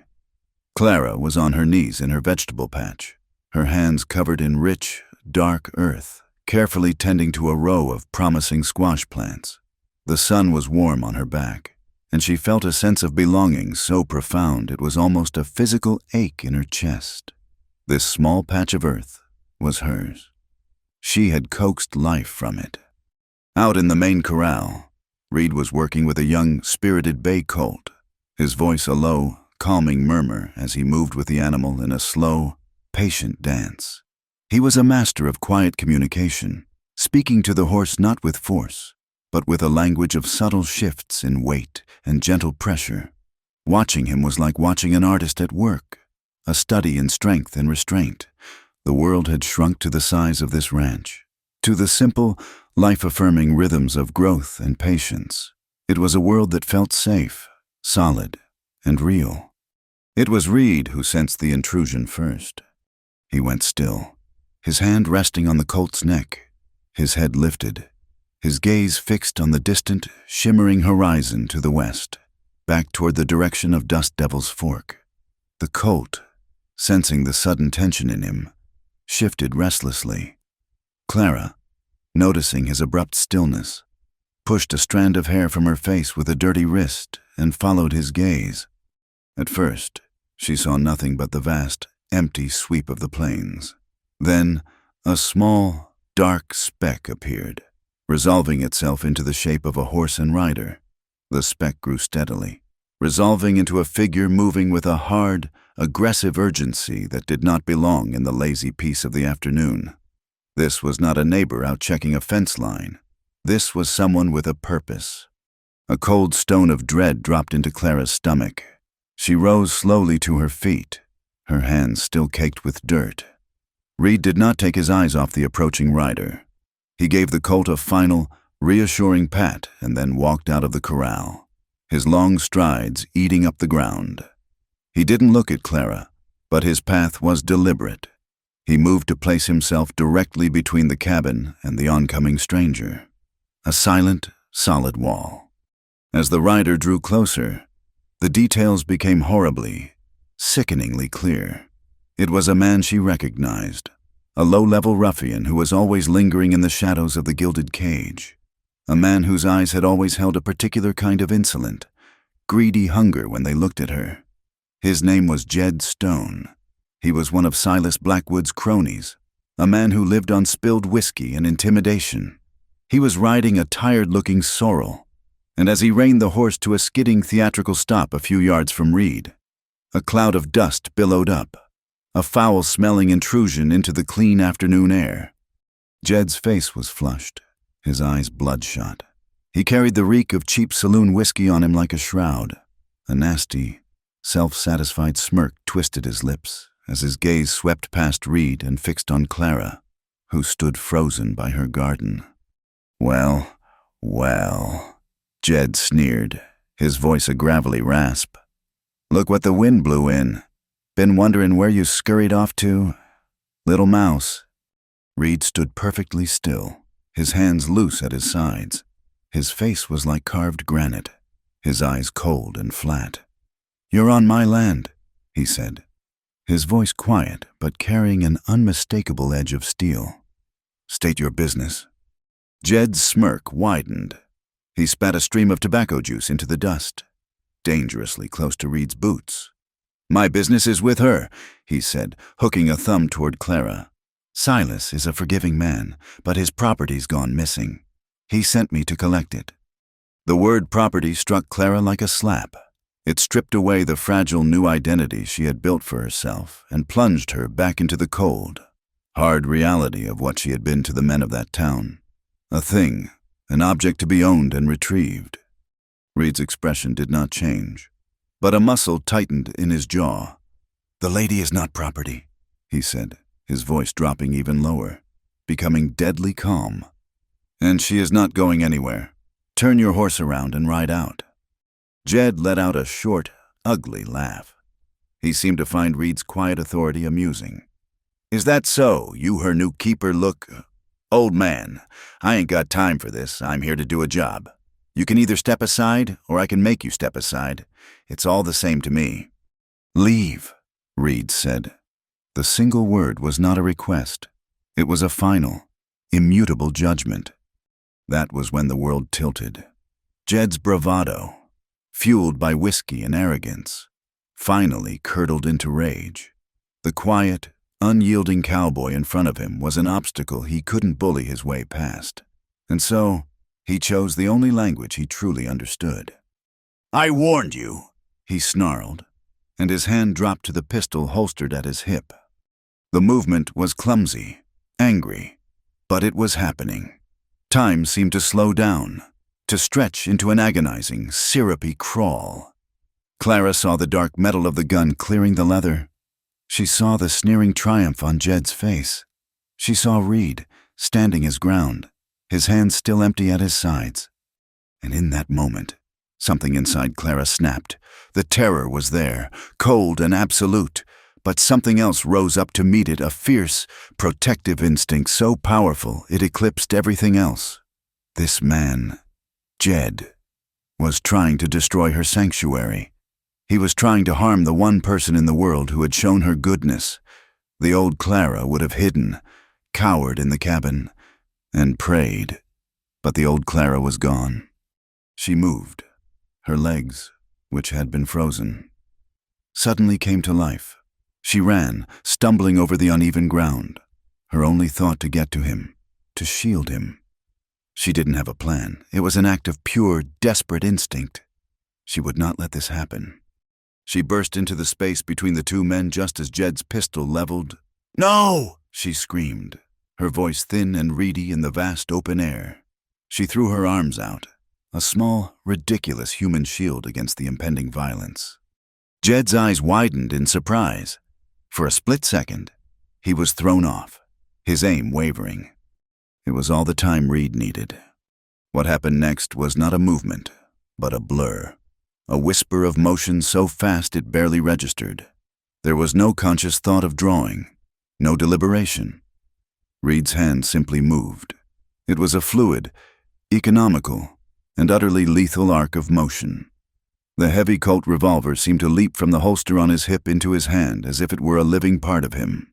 There was a single, deafening explosion of sound that ripped the peaceful afternoon to shreds. The gunshot echoed off the distant hills. A brutal, final pronouncement. Jed screamed, a high, thin sound of shock and agony. The gun flew from his hand as he collapsed sideways, tumbling from his horse and landing in a heap in the dust, clutching his right leg, where a dark, wet stain was already spreading through his trousers. A profound, ringing silence descended, broken only by the whimpering of the man on the ground and the frantic, terrified snorting of his horse. The air was thick with the acrid, metallic smell of gunpowder. Clara stood frozen, her arms still outstretched, her body trembling violently. The sound of the shot still rang in her ears. She stared at Jed, writhing in the dirt, and then her eyes slowly moved to Reed. He stood in the exact same spot, the smoking Colt now held loosely in his hand, pointed at the ground. His face was a grim, hard mask, his eyes dark with the cold fire of contained violence. He had not killed. He had merely, and with terrifying precision, ended the threat. The adrenaline that had propelled her forward suddenly drained away, leaving her weak and shuddering. The full, horrific reality of what had just happened crashed down on her. The violence of the town had found her. It had followed her to this peaceful place and had almost destroyed the one good thing in her life. But beneath the terror, a deeper, more insidious fear unfurled its cold tendrils in her heart. She looked at Reed, this quiet, capable man who had just met violence with greater, more efficient violence to protect her. He had been forced to draw a gun, to spill blood, on his own land. Because of her, she was trouble, she was a danger, and men, she knew, always, eventually, got rid of trouble. The thought was a physical agony. He would send her away now. He would have to. She wasn't worth this. She wasn't worth the risk of men like Jed Stone bringing their filth and their guns to his doorstep. He would give her some money, point her down the road, and tell her to keep going. The sanctuary would be lost. She would be alone again. A sob, thick and ragged, tore its way from her throat. Her carefully constructed world had been shattered. She took a stumbling step toward him, then another, her legs barely able to hold her. She reached him, and her hands clenched into the rough fabric of his shirt, clinging to him as if he were the only solid thing in a world that was spinning out of control. She pressed her face against his chest, and the sobs came in great, heaving waves, the culmination of a lifetime of fear and a few precious weeks of hope, now shattered.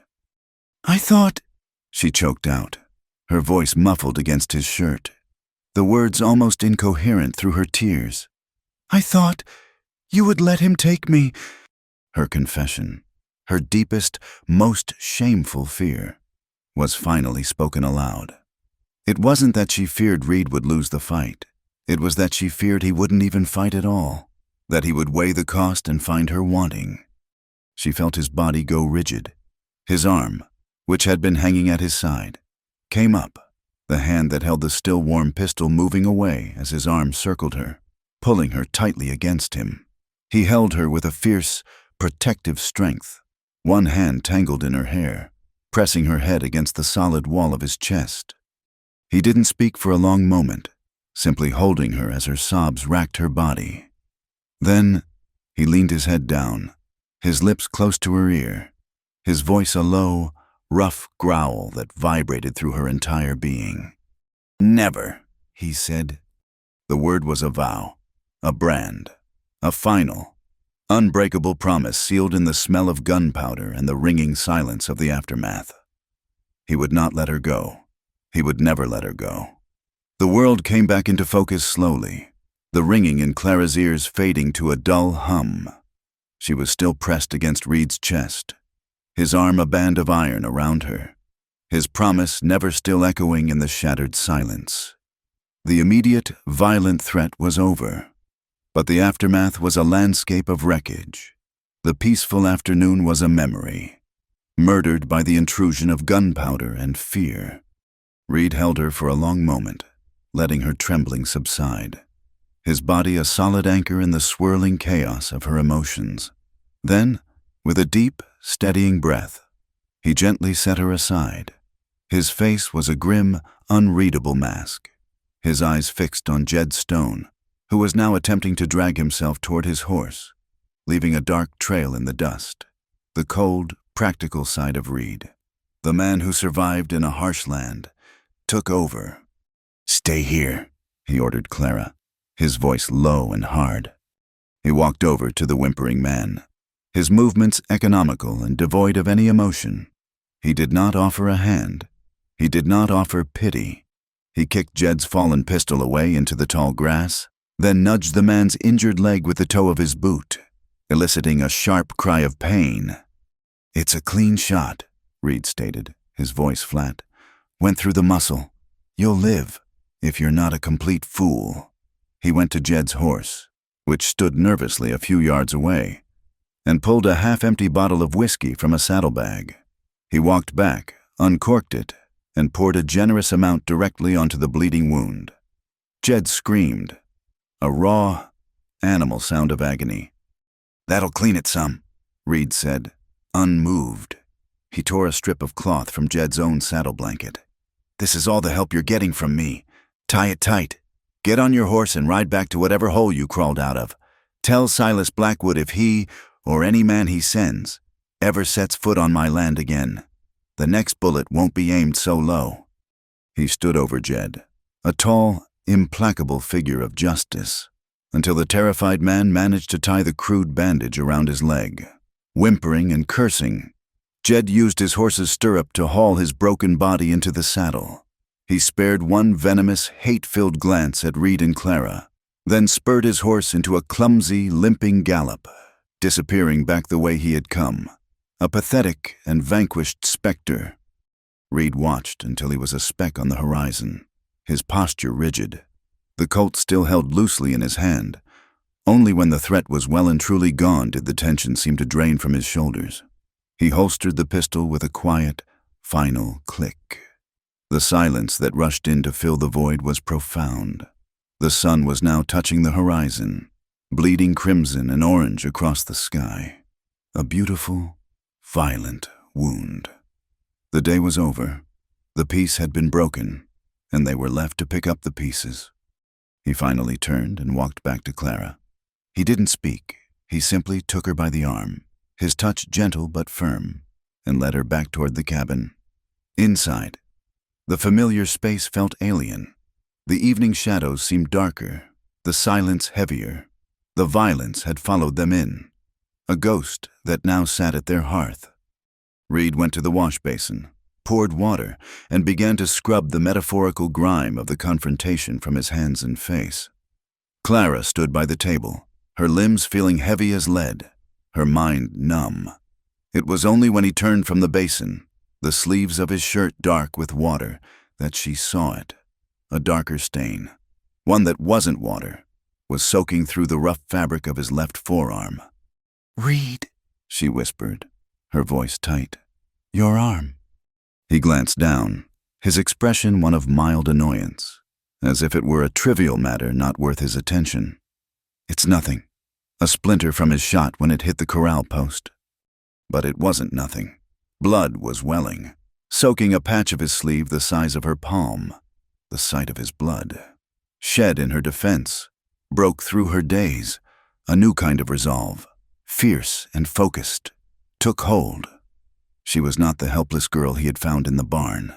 She was a woman in his home, and he was hurt because of her. "Sit," she said, her voice quiet but firm with an authority that surprised them both. She pointed to his chair by the fire. For a moment, he looked as if he might argue, his pride and self-reliance warring with the exhaustion that was now settling deep into his bones. He looked at her face, at the determined set of her jaw and the unwavering clarity in her eyes. And for the first time since she had arrived, he did exactly as he was told. He sat. Clara moved with a purpose she hadn't felt before. She stoked the fire, adding a fresh log until it blazed brightly. Pushing back the encroaching shadows, she lit the lantern on the table. She fetched the basin of now pinkish water, emptied it outside, and refilled it with fresh, cool water from the bucket. She found a bottle of whiskey, his whiskey, meant for drinking, not doctoring, and a pile of clean rags she had washed and folded just that morning. She brought it all and knelt on the floor beside his chair. "Let me see," she said, her voice soft. He hesitated for a fraction of a second, then extended his arm. She took his wrist, her small hand circling the thick, sinewy flesh. Her touch was gentle as she carefully unbuttoned his cuff and began to roll the damp, bloody sleeve up past his elbow. The wound was a long, ragged gouge along the outside of his forearm, a raw, angry red against his tanned skin, littered with tiny, dark splinters of wood. It was not deep, but it was ugly, and it was still bleeding sluggishly. He sat perfectly still as she worked, his body rigid. This was an intimacy of a different kind, one born not of sorrow or desire, but of care. He was a man accustomed to tending his own injuries, to enduring pain in solitude.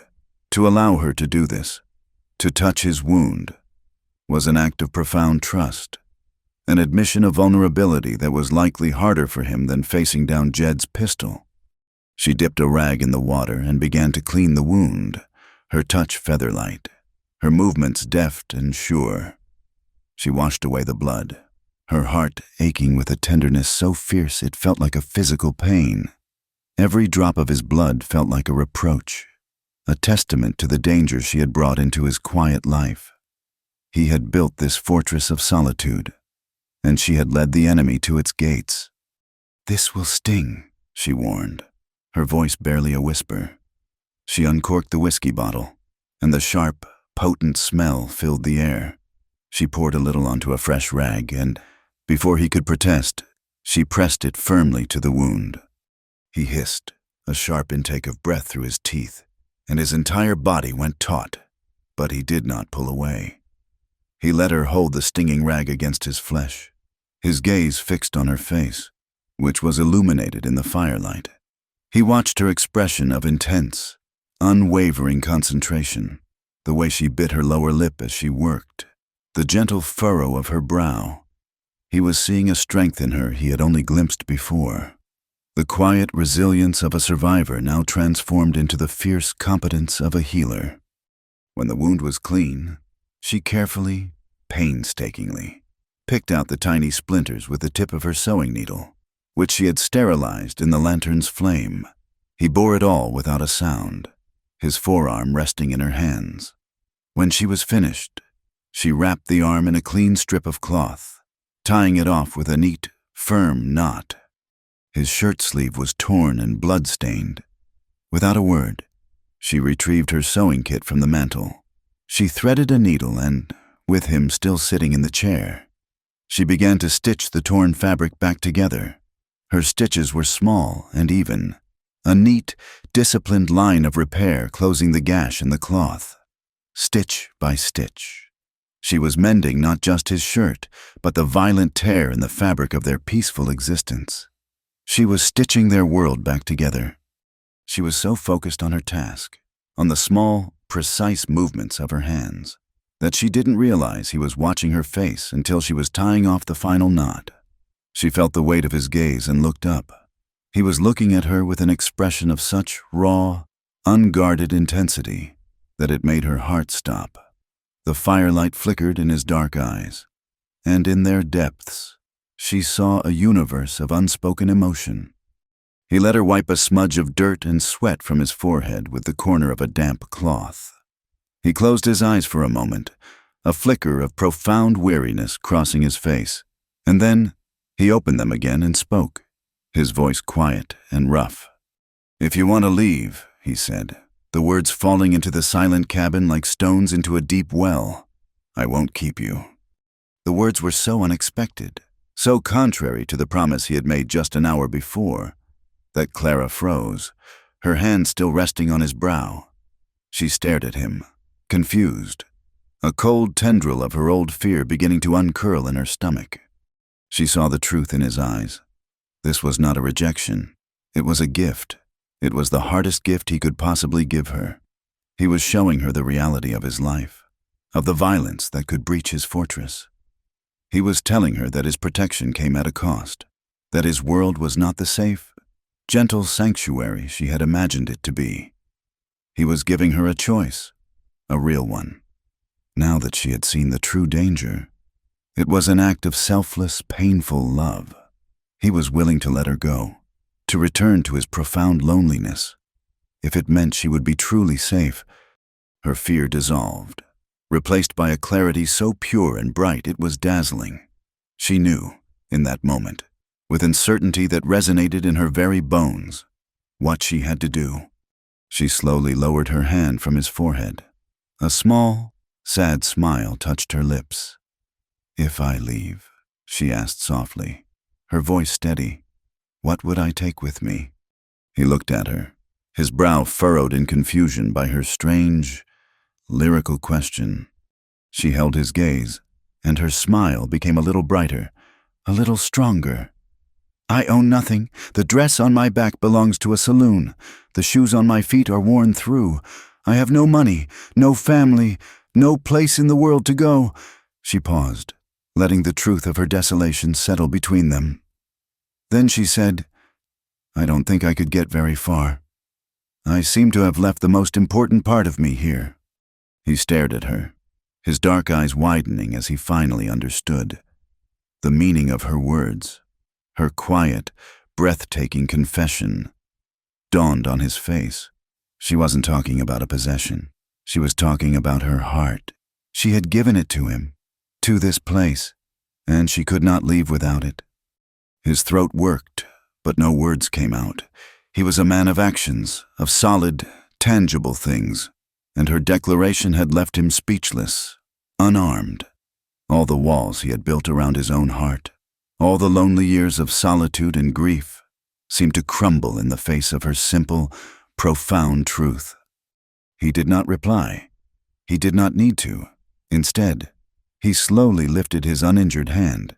He reached out, not to pull her into an embrace, not for a passionate kiss, but for something far more profound. He laid his large, warm hand flat on the center of her back, between her shoulder blades. The touch was not gentle. It was solid, firm. It was a gesture of immense, grounding strength. It was the feel of an anchor taking hold, of a foundation being laid. It was a silent, unequivocal answer. It said, "I know, I understand. You belong here." It was a promise, solid and steady and unyielding as a mountain stone, that he would be her home, and he would not let her go. The violence of Jedstone's arrival was a brutal storm that, once passed, left the air cleaner, the sky a more brilliant blue. The shared trauma did not break them. Instead, it had acted like a fire, burning away the last of the undergrowth of doubt and fear, leaving behind only the solid, unshakable bedrock of their bond. The memory of the gunshot was a scar on the peaceful landscape of the ranch. But like a scar, it was also a mark of survival, a testament to a battle won. The weeks that followed bled into a confident, golden summer.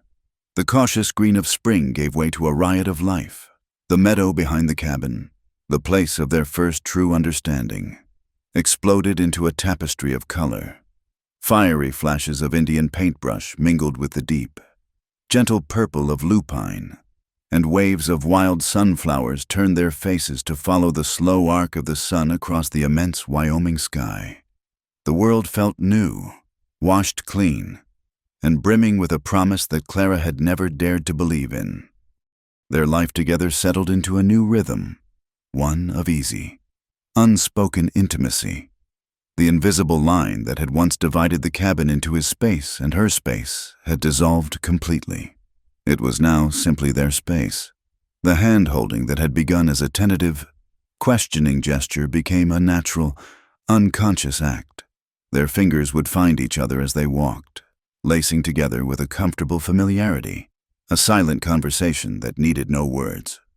There was a new sound on the ranch, mingling with the nickering of the horses and the whisper of the wind. It was the sound of laughter.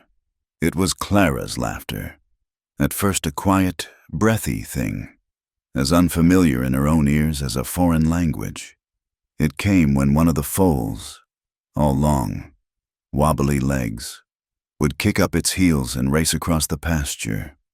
It came when Reed, attempting to fix a stubborn leather strap, would mutter a low, frustrated curse under his breath, And sometimes, her quiet laughter would be answered by the rarest of sounds, a low, rumbling chuckle from deep in Reed's chest, a sound that made her heart feel like it was taking flight. One day, another new sound began, the rhythmic, percussive sound of a hammer striking wood, punctuated by the rasp of a saw. It came from the far side of the cabin, the side that faced the rising sun. When Clara had asked, Reed had been uncharacteristically vague. Just a project, he'd said, a familiar, stoic mask slipping over his features. Fixing a few things that need fixing. But she knew he was building something new. Every morning, after his chores, he would work for a few hours, and the scent of freshly cut pine would drift on the breeze, a clean, hopeful smell that she came to associate with the future. She did not press him. She had learned the language of his silences, and she knew that he would show her when he was ready. The day he was ready came in late August, when the summer was at its fullest, the air thick with the scent of sun-baked earth and sweet clover. The hammering had stopped a few days prior, after their simple evening meal. As the sun began its slow descent, painting the clouds in shades of rose and gold, Reed stood from the table. "Come with me," he said, his voice quiet. He held out his hand. Clara placed her hand in his, and his fingers closed around hers. Strong and warm. He led her out of the cabin, past the porch, and around to the east side. And there it was. It was an addition to the cabin, a new room, its walls made of freshly hewn pine logs, the wood so new it was still a pale, creamy yellow, glowing in the sunset. The roof was not yet shingled, and the space for a window was a dark, empty rectangle, but it was solid, sturdy, and real. It was a physical extension of their home, a new branch growing from the old, weathered trunk. It smelled of sawdust and fresh timber and profound, unspoken promises. They stood before it, hand in hand, in the quiet of the coming dusk. The air was still and warm.